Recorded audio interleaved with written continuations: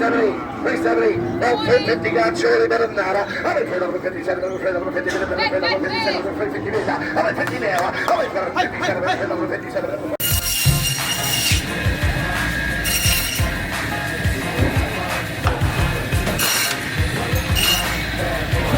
Oh, mate, don't say that. Welcome to the Meat Game Podcast, where the bulls run wild and the stories last. Country boys, butchers, and cowboys too, running hard on the truth like we always do. Welcome to another episode of the Meat Game Podcast with Brando, Fieldy, and Hamish. He's excited. He's very excited, guys. Now, we are here at the headquarters of MLA in North Sydney. We've just been very, very privileged to get an invite here today. And even more privileged, we've had Chef Sam Burke cook us lunch, which was absolutely sensational. I'm as full as a fat lady's sock. Yeah. It is sensational. That was sensational lunch. Yeah. So That was really good. What do we have? Marble score 2. Marble Scotchy. scored 2 Scotch fillet. I got first choice. You did. No problem. You got the spinalis. Yeah. Yeah. Chuck and Bill. I got the one behind. Yeah. And sensational. What about that thick? Yeah. Hand cut chips and a bit of salad is sensational. Yeah. I didn't even try the salad. I just went straight to the chips and steak. It was sensational. Now, guys, this one has been long awaited. We've been talking to Sam Burke for a very, very long time. Extremely busy man. Spent a lot of time out in the middle of nowhere on cattle properties, and he was all over the place. Just Cruise? Last year, cruises. Yeah. It was like Where's Wally last year. We followed him the whole way. But we've been invited to MLA headquarters today to sit down with the great man today. And I'd like to welcome to the show, Sam Burke. Hey guys, I've seen a few things come through MLA head office, but trying to get Hamish past security was a real effort. We couldn't get Hamish in, guys. He's naughty, mate. He's naughty. We had to leave him in the car park. Yeah. No, we left him in the trailer bedroom. Absolute pleasure, boys. I've been on a few podcasts, but I reckon this is going to be the premiere. You know what I mean? So I was really excited. And thank you both for coming down. For those who don't know where Nelson's Bay is, where the boys are, it's a good 250 k's away from where we are now. And to do that trip on a Friday is nothing short but dedication. So we appreciate it. I really do. So the least we could do is put on a bit of a lunch for you. But really good to have you here. We appreciate you having us down here, Sam. And what did you cook it in? Your Mate, Christmas yeah, present? we just got a brand new oven. Yeah, so it's looking at opportunities to instain culinary confidence, not only for food service but retail. And how can we cook steaks at a high temperature, guarantee culinary success, and make sure that we get serve more people more fast. You know, if our error rates keep on buying red meat over and over again. Mate, it was sensational. Thank you. Absolutely sensational, and every steak came out the same. Yep. I was blown away by this oven, and it had a char grill inside the oven. It was a great bit of kit. Yeah, and look, did you start with a good steak? Yes, you did, but wow, it was cooked to perfection. Yeah. Yeah. Well, that's what it's about. We just got to keep on evolving with the technology. Yep. I think you guys will have your lunch. You say you're always moving, you're always looking, you're always learning. We have to be the same, in order to add value to the industry. Yep. We've got to make sure that we just look beyond the traditional methods, which would be a char grill, and because a lot of kitchens, they don't have big extractions or hoods, or they can't get them in. Yep. So what else can we do? How else can we master steak cookery to give a top result to the end consumer? So we're always trying new things at MLA. And a consistent result. What I liked most about it, like that steak was cooked to perfection. Yep. To do that on a char grill takes experience, takes skill. What I like about that, if you're in the situation like a Roche's or something like that, and you've got 20-year-old kids in the kitchen, they can produce the same thing, and it's consistently the same just by a standard operating procedure. So it takes that skill level out of which staffing's a thing at the moment. They're unbelievable. You could put that oven in a butcher shop, right, and cook 30 people's dinner. Yep. They pick it up on their way home, right, and that steak is going to be spot on. And all it is getting the wash-up kid to press a program. And there wasn't Fieldy, you got it, mate. And there wasn't smoke going everywhere. Like you say, your extraction's not a big thing at all. So. Yeah. No, and mate, And it was second to none, guys. It was was No, I appreciate it. And you're right, it starts with a good product, and we're big believers of the MSA grading system, the eating quality program. We know it works, and you buy a good product, and it makes it easier. And you can't afford to stuff things up because we market a premium product. Yep. We've got to make sure that the end consumer or the end food service customer has a good experience for it. Or we lose them. We just lose them to other proteins. And I know how passionate you guys are to get butchers. Well, we've got to get sales, right? Yeah. So we're on the other end of the supply chain, looking at working with customers and opportunities to really reverse engineer solutions that make sense for red meat on menu and in retail. Yeah. Well, that's right. What you want is red meat to be easy for them to use, so they will put it on the menu. And if it's easy to use, they can concentrate on other stuff to bring the profit in. Because at the end of the day, you've got to make it profitable. $60 plus, that's probably what it is, retail, a bit cheaper for a cube roll. You got to make sure that shines, right? Yep. So let's look at a 250 gram steak, $60. That's $12, $13 for that piece of meat. It's big money. It's a haircut. It is. It's a haircut at Guildford, where I am. So That's you right. want to make sure that you nail that time and time again, and that's what we're about, right? Really, and learning from people like yourselves too, right? Like, I think I'm a big fan, firstly, of what you guys do. I do a lot of travel. I do have a lot of time on myself where I'm thinking. Yep. So when I'm in the car in the bush or 30,000 feet flying to Perth or America or something, I download the Meat Game podcast on my Spotify app and I have a listen because it gives me a laugh, it gives me some education, and we're keeping it real. And I've got a real affection for your side of the processing side and the butcher's side. That's where I came from, boys. So as a young lad, I did start at McDonald's. Yep. But you get to a certain age at McDonald's and you become unaffordable. Yep. So I was a young yobby in a butcher shop for 7 years, working for Franklin's Big Fresh and cleaning up the mincer, cleaning out the bandsaw, taking the saw, figuring, folding it into figure eight, the big soap tub with the scrub brush, all the 4-tier. I've done it all, right? So I guess that's where my love from food comes from because I've actually worked in the retail aspect. Although I'm not a butcher, I can do the simple things like I can, break down a rump. You cut them steaks all right. Thank you, mate. Yeah. They were pretty consistent. They were very consistent. Well, I do a bit of training, and big shout out to Ben at Granville TAFE there. Yep. We always say you butchered it. No, you didn't butcher it. You chefed it. Anyway. Ben Burrow. Yeah, good bloke. Good fella. Good bloke. Yeah, you do a fair bit of work with him. Yeah, we do, mate. Yep. Yeah. We work closely together with the TAFEs and make sure that the young butchers that come through have a bit of culinary experience as well, and we get along to the award nights, and Dougie does a lot more probably with them than what I do, but occasionally I go in there and do a bit of work, and I also attend their courses. So they've got short courses, night courses. So part of my, if you like, development is that I actually attend those as a student. So I can be sharpen the skills with the knife, I've got to know a little bit to get myself around. I don't say I'm a butcher, but I can do a bit, and that's how I refine my skills by going to those classes. No, beautiful. And learning off Dougie, of course. So, Samuel Burke, corporate executive chef at the MLA.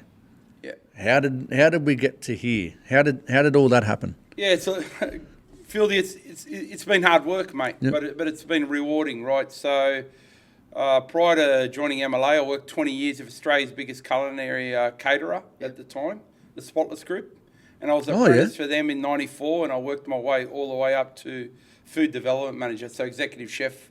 We had over 185 sites across Australia between me and another gentleman, Glenn Flood, that we looked after. And, I got to 20 years exactly. I got the gold watch. I got the Longines watch off their managing director.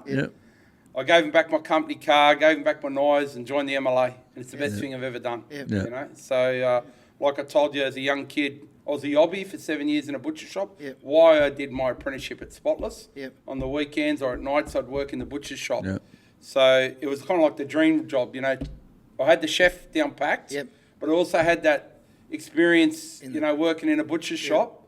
So this was kind of like the dream job, and it helped me get the position, And then we kind of grew the program from now. You've seen the kitchen we got when we started. I had a little Millet induction top and a Kelvinator fridge. Yeah. And now we've got a real... She's a little bit different now. Yeah, It's just proper setup. But the business isn't going to invest unless we show ROI on that, right? So we've had to do a lot to get the business to say, hey, it's worth doing this. Yep. And onwards and upwards, we just keep on soaring. And you know, learning from you guys is part of the education, because we take away what we hear on podcasts, what we talk to about retail professionals like yourself. And then and then that's research and development on how we can better do our jobs as the marketing body and research and development body for the industry. Yeah, wow. Yeah, that's... So, mate, 20 years as a chef, 20 years as a chef and 12 years here. So you could probably work out how old I was. How young you are? Yeah, how old I am. Yeah. So, when I left year 12 in 1993, Mr. Brewer said, God bless him, he's not with us anymore. He goes, Sam Burke, your HSC won't be worth the cardboard it's printed on, and he was exactly right. So anyway, but I guess that's just inspiration for butchers like out there.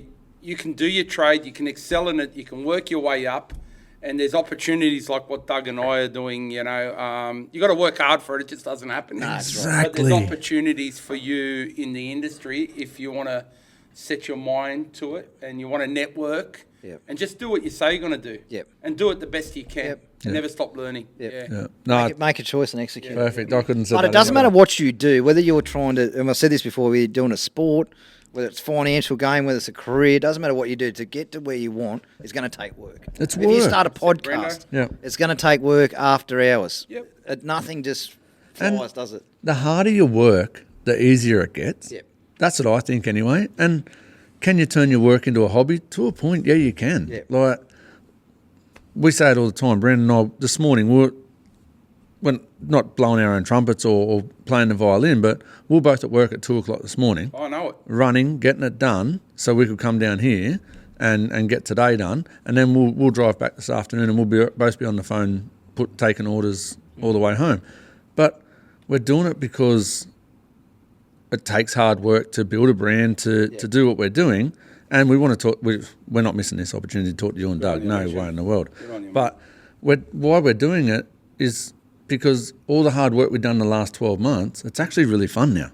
You're doing it It's because you love turning it. into a hobby. It's become. One thing I will say this year, I think we'll be like we did the hard year. Last year was like a roller coaster. Yep. This year, even the podcast we're doing now, it's becoming a lot more fun. Yeah. Whereas last year it was scary. It was Intimidating. We had to learn a hell of a lot. This year we're actually enjoying. We're actually just sitting down enjoying it now. And what's it taking to get that? Hard work. Oh yeah, you would have given up 10 times. There's plenty of times. That intimidation, right? That never goes away. You always get the goosebumps. No matter how many times I present, Yep. you know, I've done big functions in the UK for the Queen, Yep. for the Young Achievers dinners, to a bunch of young kids coming into MLA, at Nestle Golden Chef's hat, Yep. learning about meat. Yep. You still get nervous, and if you're not nervous, you're not doing your job properly. right. Yep. Because then you cross your T's twice and your full stops, and you make sure that whatever you do to the best of your ability. And that's what life's about. If you get too cocky, Yep. that's when you slip up. You know what I mean? So, love it. And when you're nervous too, you're not complacent. I think 100%. the minute you're not nervous, it takes away that complacency. Well, I say it to young people all the time, and you would have heard me say this, especially to young drivers, and that be confident but don't be cocky. Yep. Yeah. Yeah, Love it. confidence is unreal, but as soon as you're cocky, you've lost everyone. 100%. gotcha. I've made some of the biggest mistakes I've made in my career, like mid-career, because I got complacent. I took my foot off. I'd lost that nerve and thought, this is just easy. I'm just go with the flow. Yeah, yeah. And you'll make a silly mistake that you wouldn't have made when you were young because you Yeah. were too dotting your I's and crossing your T's, you know. Yeah. But look, it's exciting to be here, right? And what I really like about you guys, I first listened to you, I was talking to Brando over lunch, Fieldy, and I first listened to you guys. I heard you, I couldn't get a word in. Yeah. Oh, mate, you're into that cube roll. That was good. But I was up in the Gold Coast at Coolangatta and doing the walk for. I'm actually there next week. Can't wait. I love that's where I get my downtime, for my girls and my beautiful wife. And I was doing a night walk and I put the earpods on and I was listening to your one of your first interviews with Macca, and I go, these guys are great. Yeah. They're relatable. They know their stuff. and it's easy listening. Yeah. You know, so I knew way back then that it was only going to grow. You know, and look at you now. You know, Jeez, that was an intimidating one. Well, I said to Sam off air, I said, I've never been blown. Like, I thought I knew a little bit about what Macca was doing. He blew me away with the future of what's actually happening and what they're doing with sustainable farming and that. It just, and the wisdom that bloke's got is just a dwarf shame. one of the nicest blokes you ever meet too. Oh, Number 13, I think it was. yeah. Episode And down to 13. earth. He came in, he did that podcast pretty much. It was No, it was shit house. No, I remember it was flooding. belting down rain. The joint was flooding. He comes straight. I didn't think he'd turn up. I said to him, I was driving home thinking this podcast won't happen. You'd blown off the road driving it. Macca's turned up straight off the farm. You know, he was wet and he just sat in and just did it and then got up and walked out. Yeah. He was so good. Oh, such a gentleman. And pretty much said, whatever you want, you've got it. Let me know, Yeah. Unreal. He's an absolute ripper. Speaking of Macca's, talk to us about Macca's tool belt. Leather goods. Yeah, I know Macca's you're a good very, mate very, of mine. very tight with him. Macca's, I've known Macca for about, it'd be 5 years now. Yeah. And, you know, he makes some knives for the MLA, knife wraps for the MLA. And been down to Sorrel twice in his, because when I was on the cruise ship, it actually stops at Hobart. And then I teed up with Macca to meet me there in the ute, and then we spend the day together. And he's got a wonderful family and a beautiful wife, and he works hard in that shed. Yep. And he's one of the most beautiful guys you've ever met, and very knowledgeable too. Yeah. You know, he believe it or not, he was a landscaper prior to that, and he was a bodybuilder too. Yeah. So he knows his weights and all that kind of stuff and fitness. And he's on the carnival tight now, and he's shredding. And we did the park run together earlier. Yeah, that's what I was going to say. year. You two went for a run. Yeah. Yep. So he's become a really good friend, and he's one of those guys that you know, you're on a big drive and you just call up Macca and you have a word to him while I'm commuting somewhere, or you know, we talked. I gave him a call after Christmas. Yep. But he's just soul of the earth guy, and the craftsmanship of his. I take his knife wraps. I've got a couple. Yeah. I've got one for work and I've got one private one, and they go everywhere for me. They've been to America, they've been to Europe, they've been to the UK, and you just whack all your gear in it. You know, it sits nicely in your suitcase, and you got your tools when you get there, mate. And and I like how you can put them blade down. It's got the extra protection at the bottom. And then I just get the duffing on them and clean them up. I really look after them, and you know, Julie's got one, Doug's got one. It's an essential bit because you want to look professional, right? You walk into and clean customers, and you want to look clean. So you got a nice apron, and you got that knife kit. You know, and we've got our logos. Nothing and better our than a names leather on it. knife kit. It's some of the real. It's proud of your trade, right? Pride of your trade. So he's the best. Yeah, we've had a fair few butchers actually ring us and say, "Oh, how do I get onto them aprons?" He did a couple of aprons for us, and they come out. They come out top notch. But just another thing on Macca leather goods, he will do if you've got to design your thing. You've got a picture in your head, and he can design it. He will. It's not just one size fits all sort of. What did we get? We got 3. We had this one. We had the beer can bull, and we had the picture on the back of the shirt, the Psy artwork bull. He's done all 3 of them on our aprons, and they were mad. He's done such a good job. If you want a knife roll and you want your knives to sit a certain way, you want something done a little bit custom, that's no problem at all for him. So we give them out as prizes for young kids, you know, at college or when we sponsor a chef's competition. And if you open them up, there's a little leather strap there that goes over the knives. Yeah, you can put a custom message there for you. Like you can put the chef's name and congratulations and this and that. And then they look at that and they'll have that wrap for 15, 20 years and they'll keep on looking at it. And they'll remember, you know, where they won it. That's awesome. Red meat, you know. So good, That's awesome. Yeah. So he's been a great partner of MLA and helped us out over the years. And, you know, it's an essential part of our uniform, that knife kit. Loves butchers, loves barbecues. Just loves it, and he's one of us. Really, he is. Like he's he will be one of us. He will be at Meat Stock, guys. If you want to run into Macca, and if you want to get in contact with him and can't find him, sing out to us. And boys, just a big shout out to Lenny, his wife. You don't hear about her a lot, but Lenny is the backbone of what Macca does. She's a great support to him, and you know, she's a beautiful lady, and I've met her a couple of times. But wonderful family. Beautiful. Salt of the earth. I think his daughter's working with him.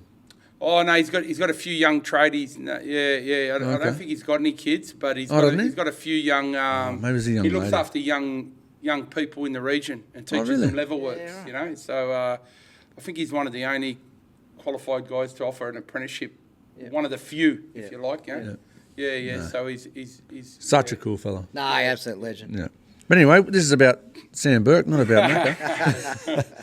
Mate, so MLA now 12 years. Yeah, mate. What's probably been one of your favourite or most proud things that you've been able to achieve with MLA? Because you guys touch a lot of people and help a lot of people and do so much marketing. What's one of your favourite parts? Well, I think it's what gets me up every day is passing my passion on to chefs and giving them the culinary confidence to really nail red meat on menu.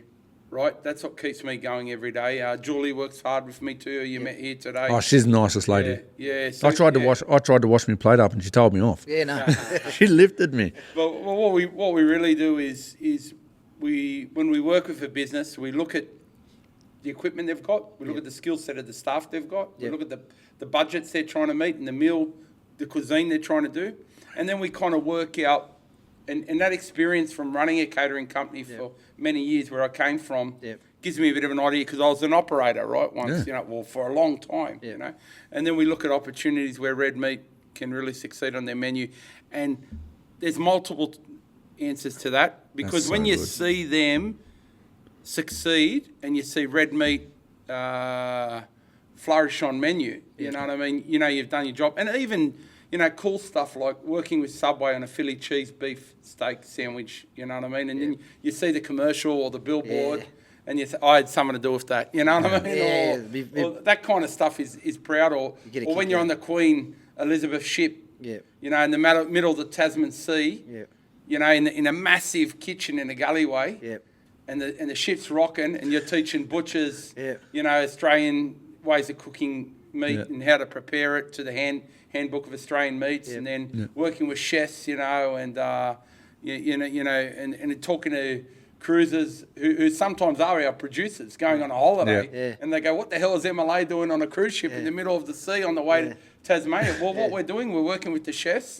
We're looking at their challenges, and we're seeing how we can get more red meat on menu, right? So when or on a P&O cruise, you know what I mean? So while everyone's at the nightclub, we're down at the kitchens, right? You know, at night, working with those chefs, putting those slow braised cuts in those very ovens that you saw there. So when the kitchen is dormant and it's not busy, they're gently nursing that brisket or that chuck or that lamb shoulder. So when they come in the morning, you've got beautiful smells fermenting through the kitchen. You've maximised yield because you've cooked it slowly, injected steam into the process. Your prep is done because you've cooked overnight. And you can spend more time getting the garnishes right, or the accompanying sauces, or the triple cut chips, or whatever you want to do. They were good. And then give your customer a winning result. And as you know, those what we call masterpieces at MLA, those non-prime cuts, right? They're the ones that we want to try greater man on, because not only does it return more to the farm gate, but it passes the knowledge on to chefs so they can have whole carcass utilisation, the sustainability, which is focus massive. on the meat, you know, and keep it affordable, right? Because not every, you know, you got your cubies, your strippies, your rump, that's 8% of the carcass. Exactly right, So what do we do? To So what you're saying there, Sam, you're saying about making it more cost effective. What you're saying is use the whole carcass, so that means you're buying fours in summer, just like Lawsy right now. So you're utilising... Top bloke. He goes all right. But you're utilising opportunity buys, which we talk about all the time. What else you're doing is, instead of buying a rib set, you're buying a forequarter. That's right. Instead of buying a forequarter, you're buying a side of beef. You got it. And then instead of buying a side of beef, you're buying a whole body. That's right. The less spare parts you take, the cheaper you're going to get it. That's right. So The industry that's what doesn't you're doing. hire Doug and I to move cube rolls. No. They move No, themselves, that's right. Our job is to really look at how do we maximise value of the whole carcass. Exactly. Keep it affordable, keep it innovative, and ensure repeat success. And it's right what you just said, like your tenderloin, your cube roll, your strip loin, they're your main restaurant cuts. Sweet cuts. Very, very small percentage of the body. That's probably the smallest percentage of the body. You got your butt cuts and your shoulder cuts. If you can utilise them, The briskets and everything comes. skirts, the flanks, And shin. that's what everyone has to, especially these butchers and the chefs as well, they need to keep an eye on what's happening, because in August, when we said that China's tariffs are going to start kicking in, you're going to have opportunity buys. There may be opportunity buys at the back end of the year if he says. And it's going to be cuts that you don't normally see. So this guy's going to show you How what to use do with them. them. And that's another kick too, right? You want to know a kick for Sam Burke travelling overseas, working in different markets. Like I've done functions in Beijing, Belgium, London, United States, Asia, Middle East. All to get Australian red meat across around the world. Work in the kitchens, learn there, and then take the learnings you learn from those international chefs, bring them back to the domestic market. And talk with authority. Because they do things different to us. They have cook methods different to us. And then so it's kind of like and then start those relationships up where you've got a real network around the globe. That's the go. That can really arrest the challenges of red meat on menu and provide Australian inspiration to them and their international cuisines to us. Both through retail and food service. In the end, everyone wins. 100%. What's been your favourite place to go? And cook? Mate, I really liked the UK those years I was going there and Europe. I thought that was pretty cool. The US, the first time I only went there was last year. So that was really cool. When you're in the the executive chefs in the Marriott Hotel in Washington doing a big masterclass, you think our kitchen's good, unbelievable. And then I thought a real turnkey moment for me last year was in Chicago because, as you know, as a young 16-year-old or 15-year-old, 14, 9 months, I started at McDonald's on the grills. In 1990, in Concord there on Parramatta Road, near Bill Bus Depot, there was a McDonald's there opposite the Concord Oval where the rugby used to play, where the Tigers are now. Anyway, last year, flipping that very same Big Mac in Chicago with the executive chef of McDonald's Global. Oh, really? Yeah, in Chicago, in the Hamburger University. I think you did a video on that, didn't you? I saw the video on that, That's and surreal. they even brought in Ronald and Grimace and everyone to meet us when we came in. Right? And that was a big effort because they were in their summer holiday and they work from home on Fridays, the central office. They brought in all the characters to meet us and ground us a reception. And then we had a tour of the Hamburger University. Amazing, right? Their systems, like they have a drive-through AI centre that just keeps on focusing on speed through drive-through. How do you make it faster? How do you make the burgers hotter? How do you make the chips go well? And they're one of the biggest purchasers of Australian beef global, right? So very important customer, but real turnkey moment to be where I started at age 14, 9 months. To age 50 with the corporate executive chef at the Hamburger University of McDonald's Global. That's so cool. That to me was Did you just go like this? Did you go? Yeah, bro. Yeah. And That's cool. And they got a merch store there. Bought all the Grimace jumpers for my daughters and all that kind of shit. So mate, it was fantastic, and we've got a really good relationship with those guys because. Once again, trim is a very important part, and... Well, what percentage? You'd know that. Yeah, it's a major percentage. It's a major percentage. Well, you see a lot of people when they want to, bone bodies and that, or, it's the 70 CL is what they get caught with. Like you see restaurants and that, you try and use the whole thing. The big thing they juggle is the trim, the 70 CL trim. So it is so important. Well, it's such a major part. Yeah, exactly. Well, talking about trim, I just bought a Weber slate. Shout out to the boys from Weber there, and...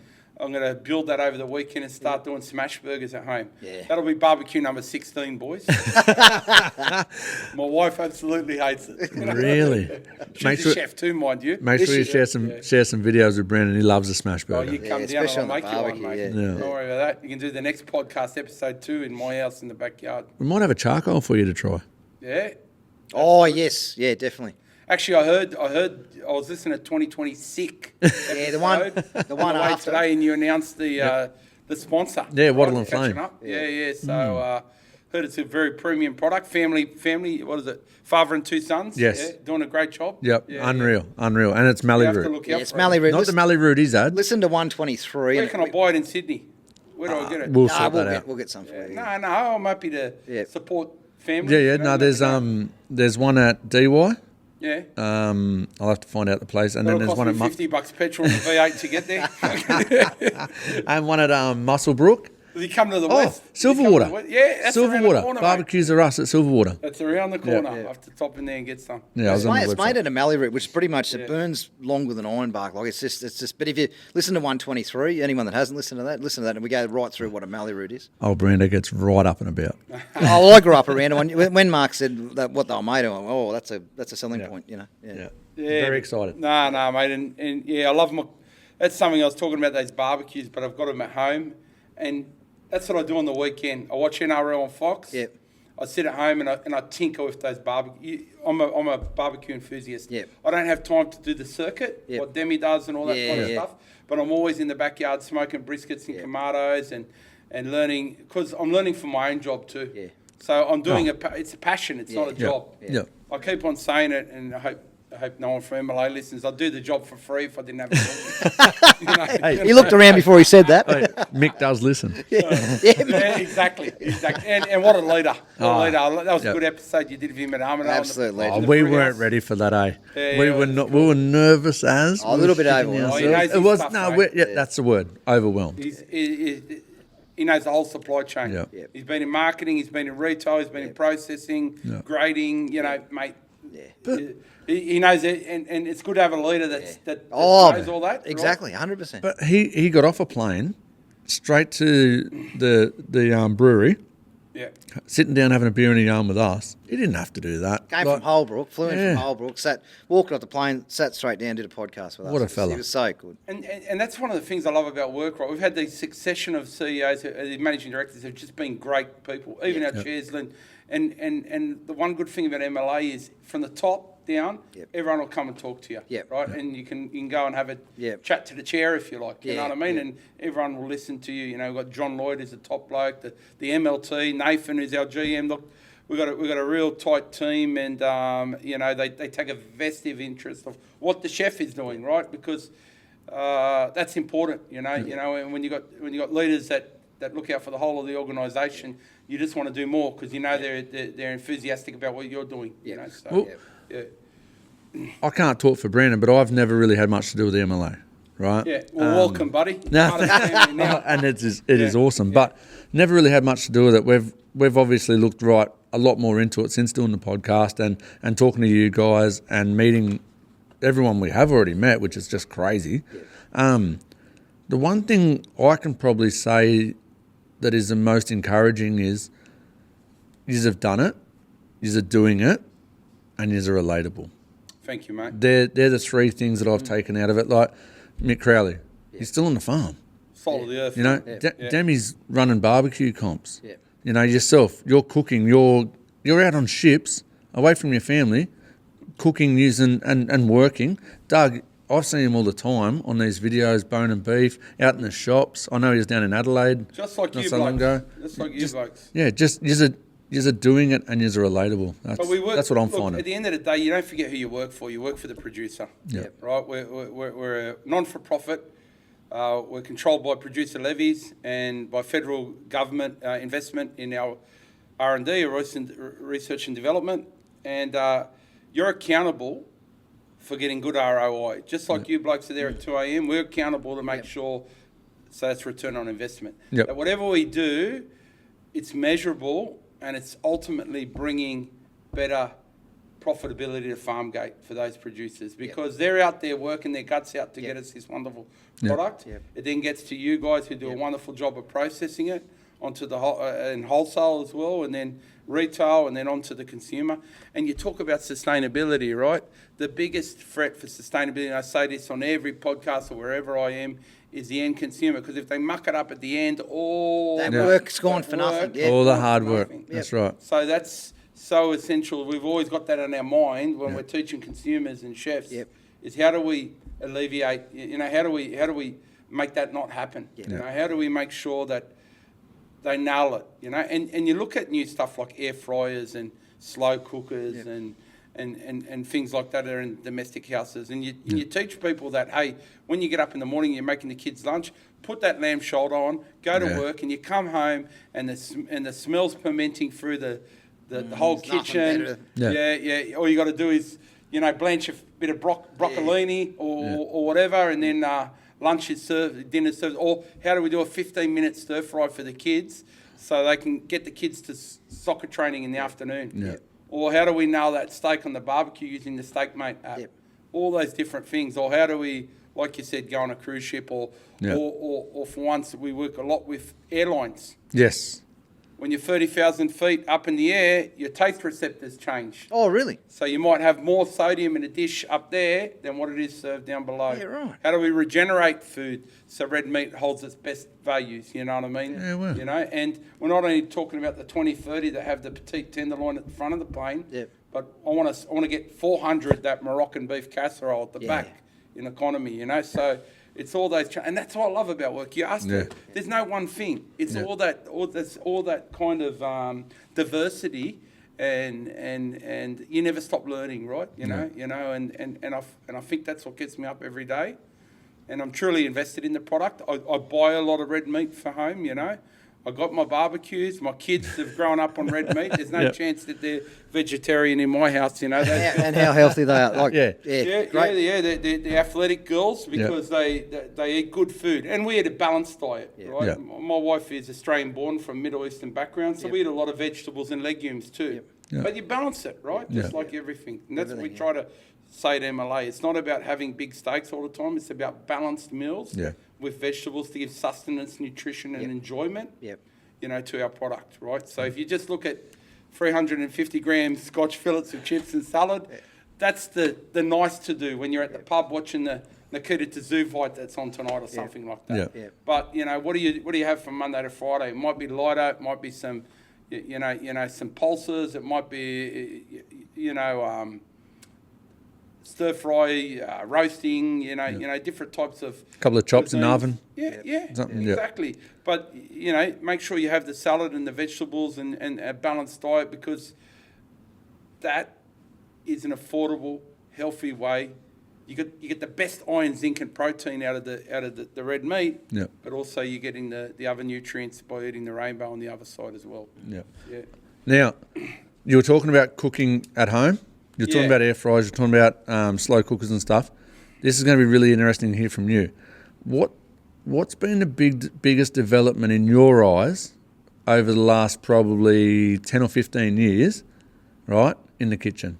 Thermomix, What are we talking air about? fryer. Domestic kitchen? Yeah, or no, commercial kitchen? domestic. Mate, air fryers up there. Yeah. I reckon slow cookers, air fryers are a massive one. Just a you know? game changer, isn't it? Yeah, yeah. Especially if you're time poor. Yeah. And if you are time poor and you want to eat better, get an air fryer. Yeah. We bought one at the same time Oh. because everyone else had one. Well, I thought, I don't know. I finally got one last year. I never had one. How good. Mate, they're good. They're so good. Even good for a few chippies. Yeah. You know, Oh, just unreal. put it in there while you're doing your, Yep. you're concentrating on your protein, or Yeah. something like but that. you put it in there too, and you don't have to watch it. Or your roast potatoes or what? Yeah. Whack it in, and you come back half hour later, and it's done. Yeah. Oh, Yeah. unreal. And I also see the evolution of barbecues too. Yes. Oh, yeah. Right, like hood down cooking and Yep. all those essential. You get the Webbers and the beef eaters and Yep. those that Heston Blumenthal brand. All the accessories that are just elevating red meat on menu. Yep. We're Australia. We have great weather. We do a lot of our outdoor cooking. Yep. So I think there's been a big change from when I was in Ashfield and Dad used to get the old brick barbecue that was made. My grandparents had one. With the hot plate. plate. You got to eat the fire up the fire. You'd incinerate everything. It'd be black on the outside and raw in the middle. Yeah. Right? We've come a long way from those days. Yeah. But But that's how we grew up, and I think we're starting to go back to that. Like I said the other day, I've gotten these two. All of a sudden, I've got this charcoal, two charcoal barbecues. I've never cooked so much, and I quite enjoy cooking, but I have not cooked so much in my life. I think cooking on charcoal too is coming. It's coming a long way too. it is, mate. In your eyes, the chef side of it, how important is barbecue being cool again? And when I talk barbecue, I'm talking low and slow. Being for one, the meat industry, and two, the food industry. It's been a game changer. I agree. You go to the big pubs, you see the big big smokers in there. Yeah. The big tanks. Yeah. And then How and then cool you are got they? the pit masters. Yeah. It's been the big Perillas. My cousin makes mining equipment up in North Queensland, Yeppoon. Yep. And he made me a Perilla that weighs 1 ton. In my back, you can do 80 steaks in 8 minutes. It's a fire beast. Oh, I love Mate, Perilla. There's so much. You put your iron bark in it. It's so hot, it burns the gum tree leaves that are up the top there, mate. They're all dying from the heat coming up. But no, in saying that, it's been a game changer. Yep. Right, those those guys, I love meat stock. I love getting along there. You know, I've met a lot of friends from the barbecue scene. Like you said, Jay has been fantastic. Shannon, you know, Demi, who works with us here, you know, has been amazing. And then Grant Coleman, you know, those friends that you make over the years.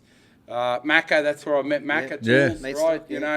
You know, Raf from Two Smoking Arabs is a good mate. You know, he's a good fellow. Eh? I got, you know, I just do the walk and learn from them. Yeah. Right. I learn from them. I'm not too proud to say that. You know, I learn from those guys. You know what I mean? Those guys are masters of meat, right? Oh, for sure. You know, the heat beads truck, the heat beads wagon, the meat wagon. You know, what was it? What are the two boys? Cheap Meats up in WA. They do a great job. You know, unbelievable. What was it?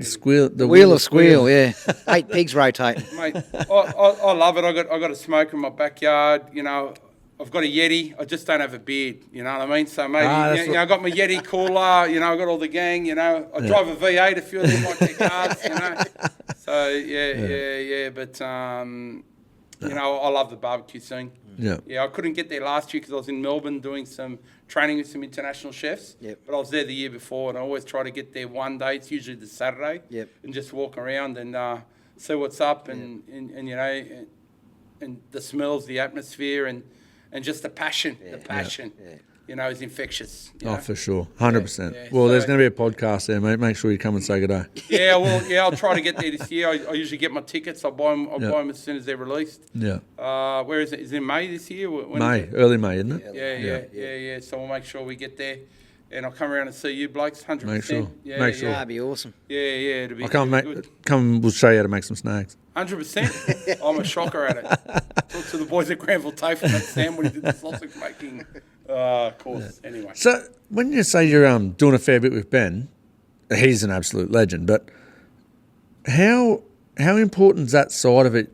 Like you mentioned it earlier, but really getting into it, touching base with him, learning about the difficulties of the meat industry or the butchering side of it as well, and going, okay, let's do something. Let's get more cooking into butcher shops. Let's get more value added. Let's get more. He's amazing.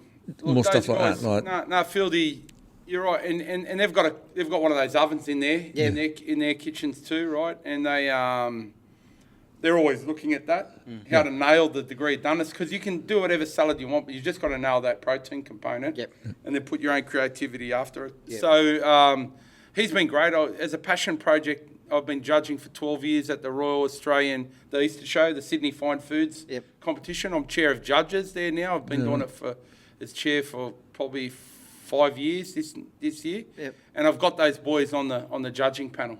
Right, because and then what we do is we assess the best beef, lamb, pork, and chicken now is added. And you know, to have those guys on that panel is amazing. And then there's the butchers of the industry like Lawsy, you know, like Matthew Papandrea out there. Does a good job. Great job, actually. All those lads around.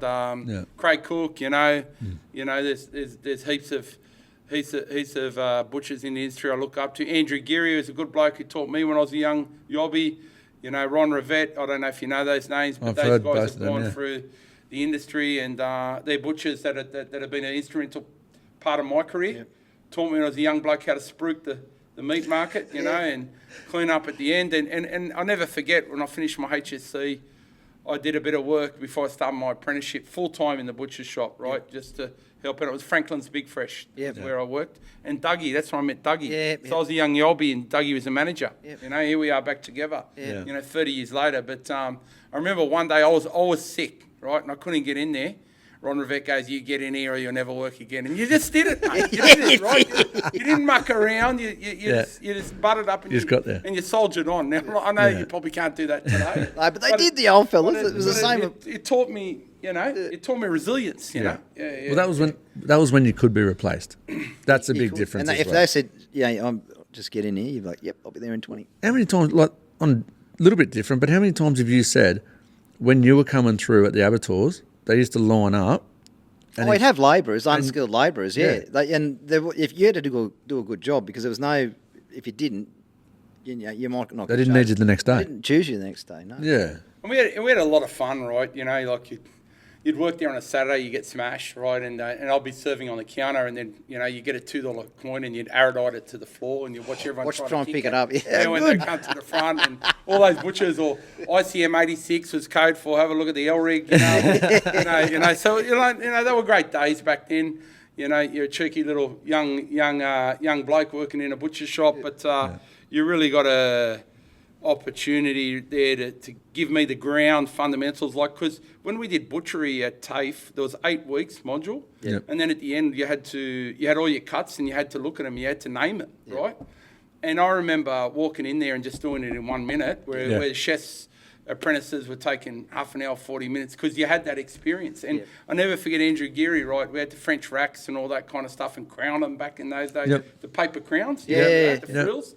And I wasn't confident of it, but I'd go in there on a Sunday for free, unpaid, and you keep on doing it until you mastered it, right? Like you said, put the passion in, put the work in, and you get better at it. And then the butchers used to go home at 3 o'clock on a Saturday, and I'd be there till 6, and I'd bone out a leg of lamb for a customer or something like that after as a young yobby, or make the mince, you know what I mean, and all that kind of stuff. So it really taught me the retail respect for what you guys have do, and I love butchers, mate. I love the industry, the old sawdust when I was a kid, and money in the ice cream bucket, and then the plastic cows and all that used to be in the window, right? I'm probably a bit older than you, bloke. No, and the leaves, the green leaves. Remember the green leaves?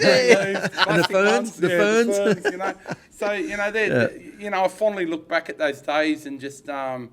And butchering's become cool again. That has, right? You know what I mean? I just shout out to Meaties at Stanmore there. I was in their store the other day, and they got a big block like this, and they all work around at communal, a little band store at the back. The whole carcass butchery is cool. You know what I mean? Dry aging. They're just taking their bacon out of a smoker.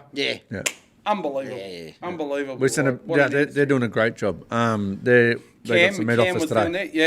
Yeah. So they're top blokes. Probably. Have you got them on the show before? Nah, we loaded their meat this morning though. Oh, did you? Yeah, this morning they got a delivery today. Yeah, they're good. They're good guys, good fellas. So and they don't fuck around with rubbish. Nah, mate. They get good meat.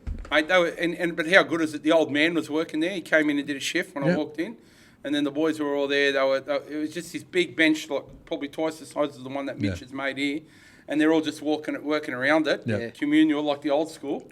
And then, last time I went in there, they didn't have a bandsaw. They were going at it with a saw doing besteckers. Now they've got a bandsaw, right? So little businesses getting better and investing back into what they're doing and sharing the passion in the community.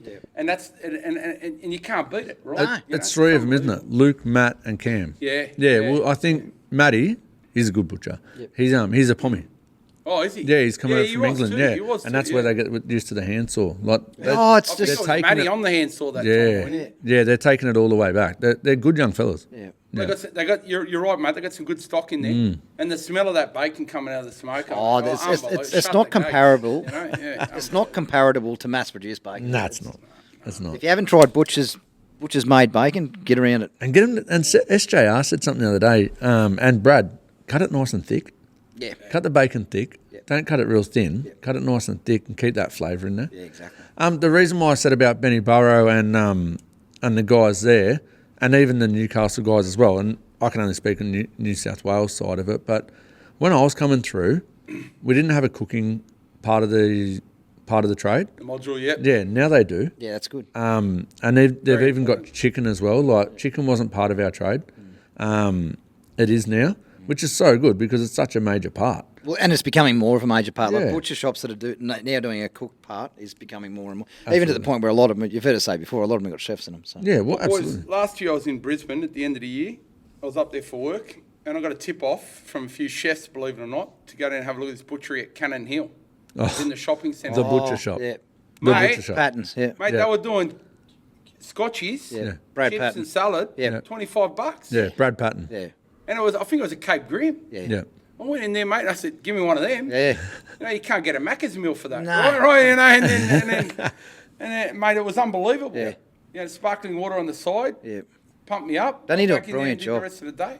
He's got an amazing shop. That's just an example of butchers utilising this type of equipment that you've seen in there, advancing their business. Well, have a look at Rhodey.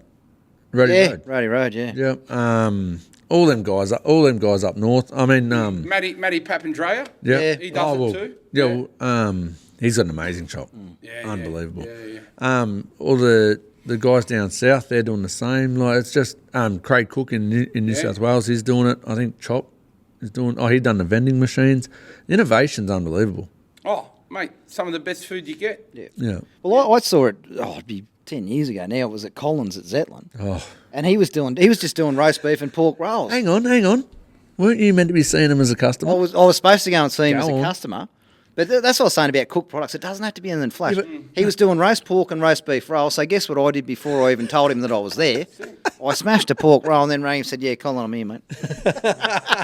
He was a customer before he made as soon as- And that's great, isn't it? Draws you into the And- shop, just draws you into the shop. Well, I go see Matty up there, Matty Papandrea, another butcher mate. He's around the corner from me in Wetherill Park. Yep. Head up there on a Sunday to get some bangers every now and then, And you walk in there and he's got a beautiful lady making coffees Yeah. Yep. while you're waiting to get served. Yep. Those little 1%ers, right? Yep. It's just good customer service, it's hospitality, and you guys are nailing it as an industry, right? And I'm proud to be part of it, and I'm proud to see what you guys are doing. And Doug, in our own Butcher's podcast too, you know what I mean? Like, we're out there, we're sharing passion, we're sharing innovation, we're learning from each other, and we're advancing the industry. And it's good to see. Them two bits: learning from each other and advancing the industry. Absolutely. Yeah. So that's what we're up to. We never stop learning. I guess the big thing is, like I said earlier, if you say you're going to do it to the best of your ability, and don't be too proud to learn. I agree. And don't be too proud to criticise yourself if you've done something wrong. So otherwise, how do you learn? Exactly. But Take also, it further, right? also sometimes be proud of what you've done as well. Yep. Be humble about it, Agreed. but be proud of what. Like, look in the mirror and go, "Oh shit, I didn't think I could do that." 100%. And if you're going to do something, do it. Like you said, do it to the best of your ability, and do it take it as far as you can until you can't take it anymore. Yeah. Well, I said have a crack. Exactly. Yeah, that's Just right. take it as far it's as the you mantra can. of all of our stories, I reckon. Take it Just as have far go. as you have can. a crack and work your ass off. Yes, that's it. Yeah. You know what I mean? There's no secret to it, right? Look, there's a lot of looking after yourself and mental health and make sure that you have rest and recuperate. I actually believe in that too. Right? I think that's massive. It's changed a lot. You got to look after your health and your family and all And your that mental stuff. state, Yeah, but that's just as important. And I've got a gym in my backyard, and This I went backyard crazy. must be fucking massive. Mate, you come around and have a look. Get in the car after,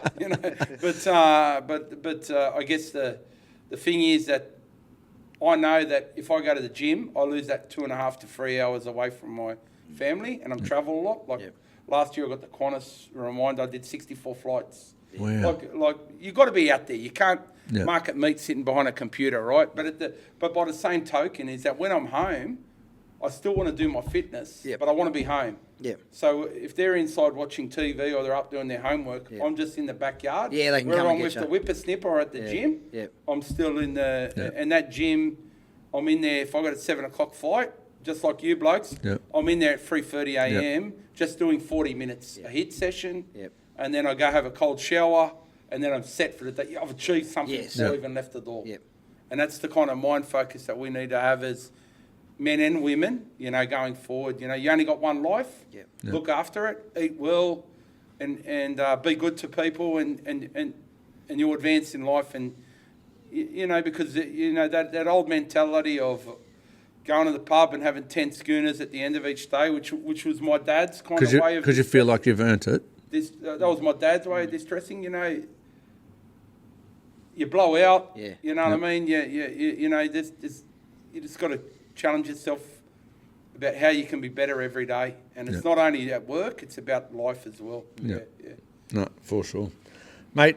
Normally 5 questions. Yep. We're going to go with 6. Go for it. Right, Hit done. me. Are you ready? Yep. I gave you at least 20 minutes notice. Actually, they're good, these blokes. They give you a bit of a prep sheet before you start. So.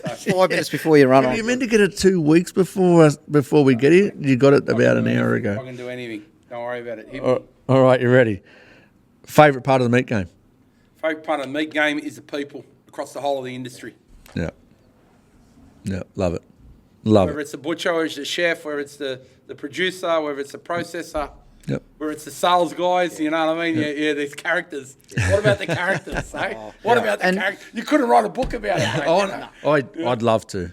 I'd be a bestseller. The amount of nicknames that we've got through the industry, right? It'd be a bestseller. Good mate of mine, Steve Shields, he works for Stoneaxe. I give him the nickname Hollywood, right? He's razzle dazzle, you know what I mean? I love it. He's just one of the many, the millions, you know? Yeah.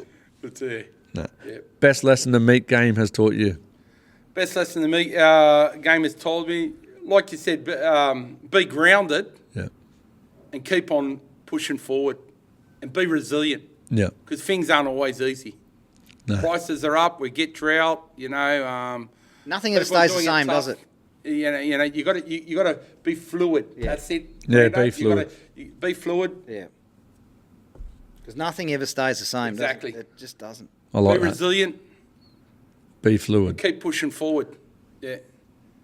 Love it. Be fluid. I like that. I really like that. That's mad. I'd get a tattoo with saying that. Be fluid. I like that. That's really good. Favourite cut of meat and how you cooking it? Oh, this would be good. Oh, mate, I love it. I love a good QB if I'm at the pub. I don't mind a flat iron. I love a flat iron. Yeah.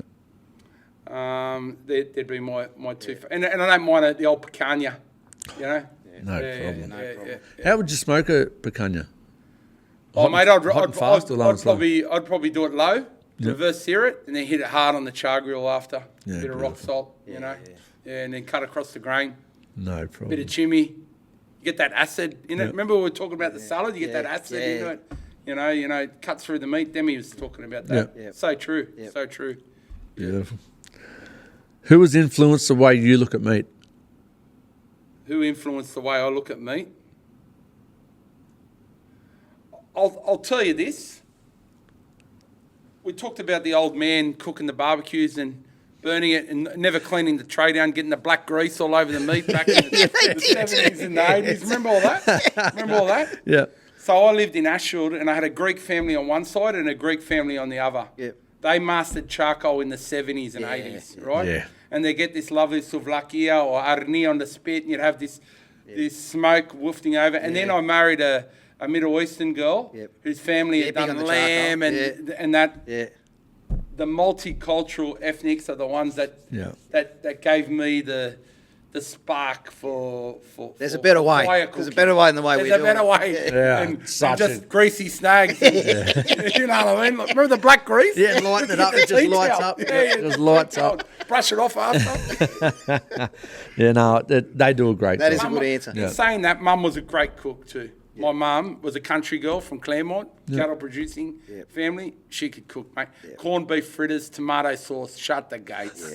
Well, Love hey, it for Ricky. describe your perfect Devon sandwich.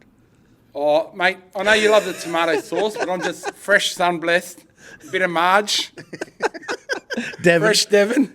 Yeah, beautiful. Mate, I haven't had it since 1986. Nah, me neither, but how good. We were talking about... But I remember eating it as a kid. Yeah. You know, Yeah. Mum would just put a bit in between some fresh bread, like sun blessed. Yeah. And it's got to be that cheap white bread. Yeah. Yeah, it's got to be. It's got to the sun be. blessed. Yeah. It's got to be fresh. It's got to be gotta fresh be bread. fresh, mate. But we are, the three of us are out there. We're eating one of the most beautiful steaks you've We're ever talking about Devon. And we're talking about Devon sandwiches. Mate, that's what it is. It's the banter. Yeah. And we go back to the people, the banter, right? Yeah. You know? No, for sure. What would you be doing if you weren't working for the MLA?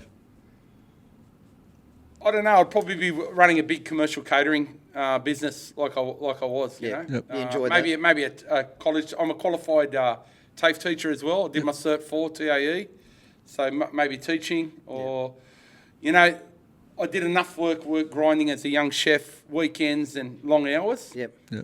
I don't think I could go back to that because I value my family too much Yep. in that time. So I don't mind working weekends, and I probably work a hell of a lot here too at this Yep. job.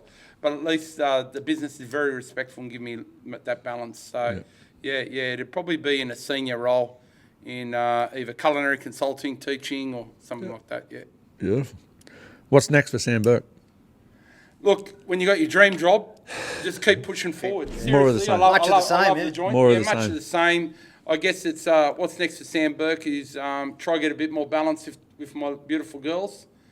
I can't wait, boys. Next Tuesday, I go for my annual pilgrimage to Kira Beach up in the Goldie. Yep. I hire a unit up there. It's a beautiful unit. I take Mum with me. We lost Dad a couple of years ago, so we always take Mum up there with us. And I've got a barbecue at the front. It's opposite Kira Beach on the Gold Coast. I dip my head under the surf. I sit on the couch. I watch the Australian Tennis Open. I cook dinner at night, and I go for my walks and listen to the Meat Game podcast. Love it. That's Berkey's holiday. No, seriously. I love it. Yeah, good. Yeah. And my cousin's got another house at Casarina. He's got a big perilla. Yep. So we cook steaks there. So I never stop working, mate. You know? And then we can't. So yeah. That's my dream. You know, like just spending that time with that family. Yeah. And that is everything. They are everything, aren't they? Yeah. And you know, keep your close network of friends. You know, we've got a WhatsApp group with all the boys at school. We still call. Oh, really? Yeah. It's called Flogs. It's a shocker. It's just 24-hour banter, paying out in us like we're in year 12 at school. So I've got to turn it off when I get to work. Otherwise, it's bing, bing, bing, bing, bing. All day. I don't know what these guys do, but I've actually got a job to do. You know? So, anyway, All day. Yeah. Nah, awesome, mate. That's us. You got anything? No, that's it for me. Yeah, good. Mate, That's I reckon You that's guys the awesome. quickest hour we've done a podcast. Yeah. That was the quickest it's gone. It was like 2 seconds ago we sat down. Oh, we love it, mate. And when you're with good people and you got blokes that are interested in the same thing of what you guys are, You talk for hours. Like-minded, we call it, yeah. Yeah, like and it won't be the last. You know what I mean? No. You guys are welcome here whenever you like to come down and Will you cook lunch you know, again? huh? I'd come down just for the lunch, Sam. That was, We had the that's the lamb best for you. steak I've had in a long Back time. beef, we'll do lamb next time, all right? Yeah. You know, but, Could you do a leg of lamb? mate, Butterfly? We can do it all. Imagine the flavours you'd be able to put into a leg. Head to Australian Beef on the... Oh, there's a bit of a self-plug. Head to Australian Beef. We're about to do a second series in February. Raise the Steaks Part 2. Yes. Stu, can you sort that out, please? Yeah, we've got Raise the Steaks 1 with Dougie and I on. It's just teaching consumers how to nail beef on menu. Yep. So head to Australian Beef and check out Raise the Steaks YouTube series. Yep. There's 4 episodes there. We're going to do another 3 episodes in February. Yep. And it's really gaining culinary confidence for the average consumer to raise that steak on their barbecue for And their families. you'll do that here? Where will you do that? Episode 1 was shot in the MLA kitchen. Series 1, Series 2 is in my backyard. Oh, really? True. So my daughter's actually going to be in an episode. There's a sneak peek for you. Beautiful. Sneak preview for you. So yeah, she's studying to be a dentist. Yep. So that's, you want to know what's next to Sam Burke? All right, I'll tell you. When I eventually retire from this job, I'll buy a dentist. I'll stay at the front. I'll be reception and give out the free toothpaste, collect the cash, and my daughter works at the back. Yeah, I love it. No problem. That's it. A dental receptionist. Maybe put a little meat cabinet in there as well. Why not? Yeah, there we go. Yeah. Just There we soft go. chewing, but soft chewing. Make sure the steaks are tender. Exactly. If they're in like what we have for lunch, you'd be fine. Yeah. Good on you, boys. We've got some sponsors. Yeah, guys, I'd just like to conclude by thanking our sponsors. We've got Icon Pack. They've been with us since day one. We have got PBSA POS Systems. Shed some light on your business with PBSA POS Systems. We've got our good friend at 2J's, Josh Jameson. Oh, Joshy. Shout out to him. He does a great job. He actually does a few perillas as well. He makes them. Fantastic. He does a great job. Wattle and Flame, you heard all about them a couple of weeks ago on our Thursday yarn. Yeah, we'll get Sammy a bag of them. Definitely I'm busting to get Sammy a bag of that and just We're see gonna- what he thinks of it. We're going to try and call it the butcher's charcoal. Yeah, no, we're very excited about that. So. Yeah. And Taste Merchant. Elevate your cooking with Taste Merchant Rubs, and we thank Tramontina for all the gear that they've sent us. Thank you very much, guys. We're going to wrap it up there. Sam, thank you so much for coming on, mate. It's been an absolute privilege to spend the day with you. Thank you, boys. Bloody awesome. Shut to the be- gates. Shut the gates, guys. There we go. We're going to wrap it up there. We'll touch base again on Thursday for our normal Thursday yarn. Bye for now. Bye for now. That's us. Boots on the concrete, blood on the steel. I'm talking about a life that's raw and real. From the paddock to the plate, it's more than a trade. Sweat, grit, and muscle, how legends are made. It ain't just work, it's a way of life. Cut deep like a boning knife. Welcome to the Meat Game Podcast, where the bulls run wild and the stories last.